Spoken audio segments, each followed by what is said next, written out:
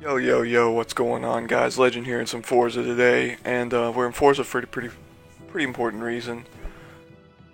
Jules Bianchi, he's an F1 IndyCar racer. He passed away this morning. He has been in a coma for the last 9 months from crashing in a race in Japan 9 months ago. He lost control of his car and he went off the track, and he hit a piece of machinery that was pulling another car off the track, and went to a coma. And this morning I woke up to the news that his family released a statement saying that he passed away. So I just wanted to get in Forza and race some Indy cars in the dude's honor. He was only 25 years old, and just the way everybody talks about him, carried himself so well, and they say he was just a great guy to be around. And I've actually watched him race before on TV, and I've heard the people on TV talk about him, and just the way everybody talked about him, he was a pretty good guy, so I wanted to put some Forza content up in his honor. But the topic we're going to be talking about today is achievements.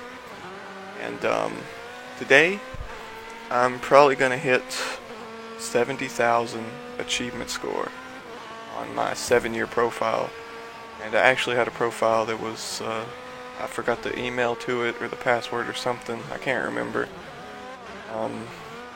But I had it before this for about maybe a year and a half, and that was back when I was still pretty hardcore achievement hunting. That's when I first got into the 360, figured out what achievements were, and I was just hooked at that very first moment. So I probably lost out on about 5,000 there, but 70,000 is a pretty big number. I know there's plenty of people that are way higher, but you don't run into it very often.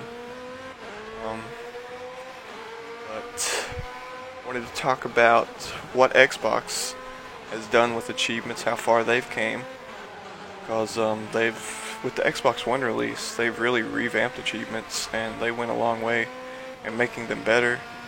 And especially with these last few updates, I don't know if you guys have it because I'm in the preview program, but when an achievement pops, not only does it show you the name and how much it's worth, if you wait a few seconds, it switches over to actually tell you what you did to get that achievement, which is, that's pretty cool, because I know that we've gotten achievements before in playing games where we're just achievement hunting and we're like, man, I wonder what that's for.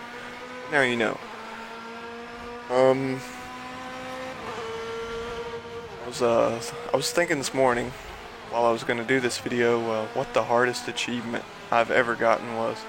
And I went back and forth on 2 or 3, and the 2 that really I couldn't decide on was Gears of War 1 had an achievement for completing all acts on Insane, and I can just remember I was in like 6th grade, and I know my reactions couldn't have been as, I know there's 100% fact they weren't as good as they are now. So me and my uncle, we decided that we were going to do that. So it took us about 2 weeks. I'm going to say 2 weeks, because we didn't just sit there and play it in one day. It was a hard achievement. But I can remember in specifically the General Ram fight, and how long that took us, and how hard it seemed like it was back in the day, which I'm excited for Gears of War Remastered to come out so we can go back and get that achievement and compare it to how hard it is today than how hard it was back then, because I can still remember that fight in the back of my head, just like it was yesterday, just because of how difficult we thought that was. And like I said, I was back in 6th grade. My reactions were not good as they are now, so my uncle was probably carrying me pretty hardcore. So he probably threw me in the backpack for that.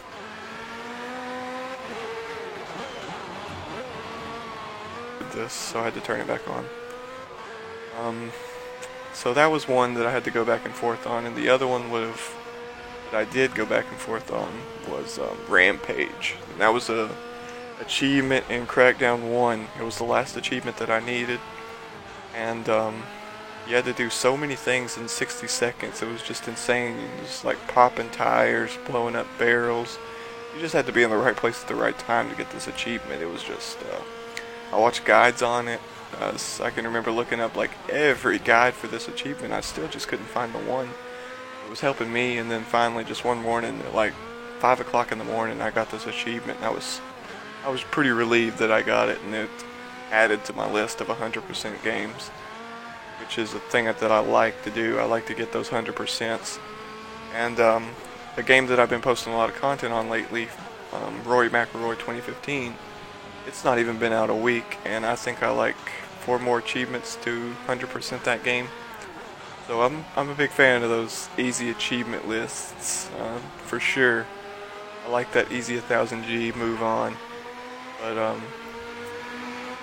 yeah, that's all I really wanted to talk about today. I wanted to kind of start a little discussion about achievements. What do you think that Xbox could do to make achievements more interesting?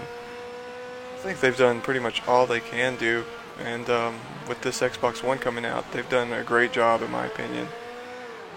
And just what do you guys think your favorite achievement is, or which is the hardest one you think you have done? You can comment and tell me what your gamer score is if you wanted to. But that's going to be it for this video, guys. If you liked the video, leave a like, rate it, comment on it. Like I said, tell me what your gamer score is, your favorite achievement you've got, and subscribe to the channel if you like this content. I would appreciate it a ton. But I'm gonna hit the outro, and I'll see you guys in the next video. And don't forget to stay legendary.